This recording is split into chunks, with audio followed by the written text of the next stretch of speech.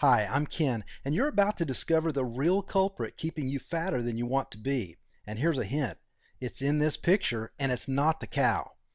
This so-called health food is actually the #1 worst food to eat if you want to lose weight, especially if you want to lose fat.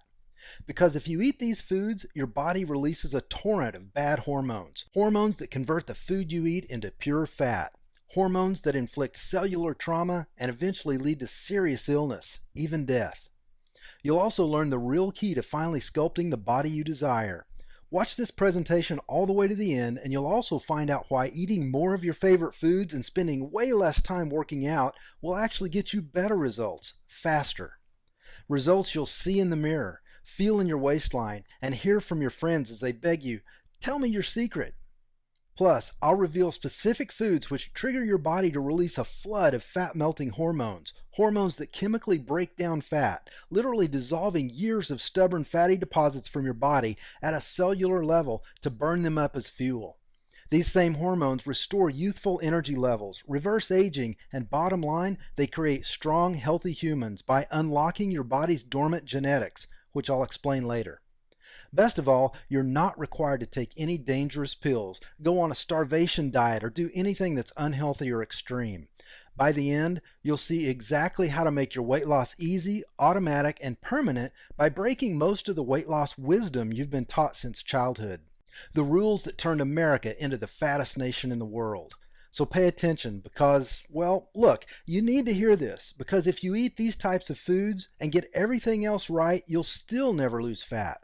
But the worst part is they're a threat to your life. So listen, you need to watch this now because I don't know how long I'll leave all these valuable tips up for free.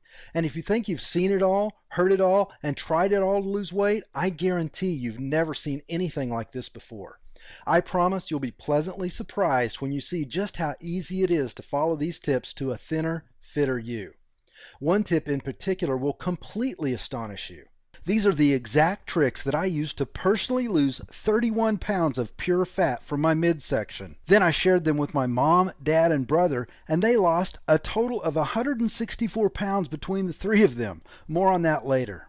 Now remember, I'm about to share exactly how to strip away all those ugly pounds of fat faster than you ever imagined possible, and even more little-known tips for dropping fat by eating more and working out less. First though, I'm going to share a story with you that's very difficult to relive. You'll see why in a moment. So do me a favor, if you aren't serious about losing weight, stop watching now. This is just too painful for me to share with people who can't relate. People who've never struggled with their weight or felt powerless and out of control because of it.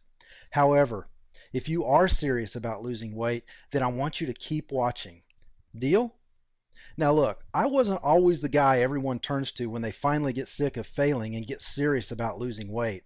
And I certainly wasn't always a best-selling fitness expert or the kind of guy who'd be featured in all these major media outlets. In fact, most of my life I was the exact opposite of who you'd turn to for any kind of health advice. Because when it came to being healthy, I was a train wreck.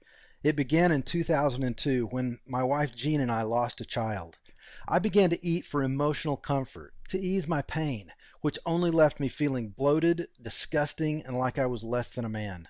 Sure, on the outside I would smile, but the more overweight I got, the more my life just spun out of control. I fell into a depression so bad I was fired after 7 years of all-star performance at Microsoft. I couldn't pull myself off the couch, and no amount of pills helped. And the binge eating was really starting to take its toll. Yet, I turned to food more and more, sinking deeper into despair. It got so bad my business partner of several years was forced to fire me, and who could blame him? I had lost all self-respect, motivation, and hope. Replacing them with pounds of disgusting lard, a growing self-hatred, and the belief that I deserved to be miserable. My lifestyle choices were so bad that I actually ate my way to diabetes. And no amount of pills could overcome the impact my bad eating habits and complete lack of exercise had on my health. Without any income, I lost our dream home to foreclosure and our cars to repossession. I hated myself, and I took it out on everyone around me. And when my wife couldn't take it anymore, she packed up her bags, took our 4 remaining children 2 states away, and filed for divorce. I have to say, I don't blame her a bit. You might say that this was a pretty dark time in my life, and at this point, I thought things couldn't possibly get worse. but I was wrong. They were about to, which I'm going to share with you in a moment. And perhaps you can even relate to the hopeless feeling, and you know that you need to change too. Now, for me, it took a very painful experience. It was a Friday afternoon in the spring of 2011 in Murphy, Texas. Outside it was beautiful, sunny, a few clouds, around 80 degrees with a nice Texas breeze. The kind of day I loved spending outside with my kids, enjoying the warm breeze as it gently carried the delicate fragrance of the bright Texas wildflowers. Outside the world was coming to life, yet I was alone, inside my empty apartment, dying, watching the day and my life pass me by through hollow glass, locked in a prison of my own making where no echoes remained of the laughter that once filled the halls of a home. I had lost everything, and I knew that it all came down to one thing. I felt like a big, fat waste of space. I was buried in work, doing my best to dig my way out of a financial nightmare. It felt like I was working inside of a pressure cooker because all of my clients needed all of their work done right now. And here I was, just one guy, alone. Sitting at my desk, the waistband in my size 38 shorts was stretched to the max, and it was digging into my skin because, well, I refused to go buy the size 42 shorts I should have been wearing. I remember how it pressed my gut up so that it was hard to take a deep breath.